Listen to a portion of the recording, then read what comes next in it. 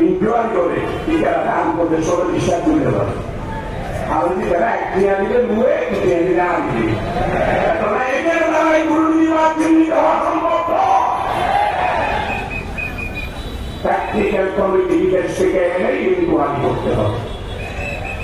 আর ছাত্র শিবিরের মন্তব্য হতে চায় ছাত্র শিবিরের কারণ ছাত্র নেতা কর্মীদেরকে যা হত্যা করেছে প্রত্যেকটা হত্যার হুকুমের আসামি শেখ হাসিনা, প্রত্যেকটা হত্যা আসামি আওয়ামী লীগ। এদেরকে বিদেশ থেকে এনে বাংলাদেশে বিচারের আওতায় এনে তাদের ফাঁসির ব্যবস্থা করতে হবে। ছাত্র শিবির পানিতে বেঁচে আছে নাই, এই শিবিরের সাথে সম্পর্ক নবী মুহাম্মদ রাসূলুল্লাহ সাল্লাল্লাহু আলাইহি ওয়াসাল্লামের মিশনের সাথে।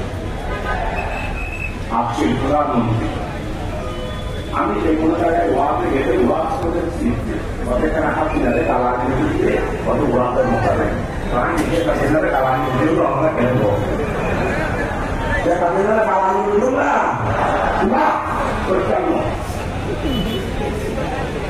এই সেখানে কালানিকে বললো আমি শেখে পালাতে পারি না ভাই শেখ হাসিনা আপনি যে আজকে পালালেন তাহলে তো নিশ্চয়ই শেখে নয়, আপনি